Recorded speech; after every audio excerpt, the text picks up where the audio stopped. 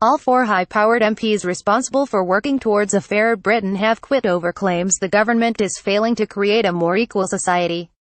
Alan Milburn, the former Labour minister who heads up Theresa May's Social Mobility Commission, said he had little hope the current government was capable of making the changes necessary to make the UK a fair place to live for the poorest in society. He was joined in walking out by his three fellow commissioners, including the Conservative former Cabinet Minister Baroness Shepherd. The resignations are a fresh blow for Mrs May, who entered number 10 promising to tackle the burning injustices that hold back poorer people. Resigned Alan Milburn Rex. However, a government spokesman said the departures came after Mr. Milburn, whose term as commission chair expired last July, was told that a new chair was to be appointed and that an open application process would be held for the role. In his resignation letter, Mr. Milburn said the preoccupation with Brexit meant the government does not have the necessary bandwidth to ensure the rhetoric of healing social division is matched with the reality. He added, "I have little hope of the current government making the progress I believe is necessary to bring about a fairer Britain. It seems unable to commit to the future of the Commission as an independent body or to give due priority to the social mobility challenge facing our nation. London is the best place for poor children to grow up." The resignations come just days after the Commission warned that unless the economic, social and local divisions laid bare by the Brexit vote were addressed, there would be a rise in far-right or hard-left extremism. In its report, the Commission said London and its commuter belt resembled a different country to coastal, rural and former industrial areas where young people faced lower pay, fewer top jobs and commuting times nearly 4 times those in cities. Mr. Milburn told The Observer the worst position in politics is to set out a proposition that you're going to heal social divisions and then do nothing about it.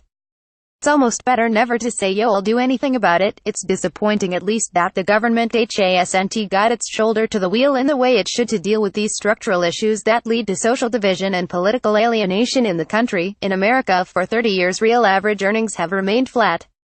Now here the Chancellor is predicting that will last for 20 years. Secretary of State for Communities and Local Government Sajid Javid, Health Secretary Jeremy Hunt, newly appointed Leader of the House of Commons Andrea Leadsom, Northern Ireland Secretary of State James Brokenshire, Secretary of State for Culture, Media and Sport Karen Bradley, Michael Gove, who has been appointed Secretary of State for Environment, Food and Rural Affairs, Britain's Secretary of State for International Trade Liam Fox, Chancellor Philip Hammond, Energy Secretary Greg Clark, Brexit Secretary David Davis, International Development Secretary Priti Patel, Foreign Secretary Boris Johnson, Chris Grayling, Transport Secretary Welsh Secretary Alan Kearns, former Leader of the House of Commons David Lidington has been made Justice Secretary David Gauke is the new Work and Pensions Secretary. Liz Truss has been appointed Chief Secretary to the Treasury. Secretary of State for Education Justine Greening, Damian Green was appointed First Secretary of State. Home Secretary Amber Rudd, Defense Secretary Michael Fallon. That has a consequence for people, but a political consequence as well.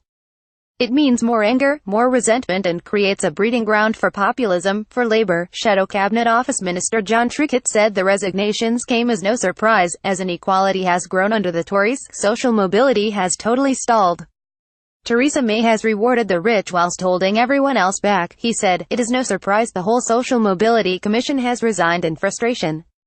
Under the Tories, how well people do in life is still based on class background rather than on talent or effort. A government spokesman said it is committed to fighting injustice and ensuring everyone has the opportunity to go as far as their talents will take them. We are making good progress with social mobility. We have increased the national living wage, cut income tax for the lowest paid and doubled free childcare, the spokesman said. We accept there is more to do and that is why we are focusing our efforts in disadvantaged areas where we can make the biggest difference.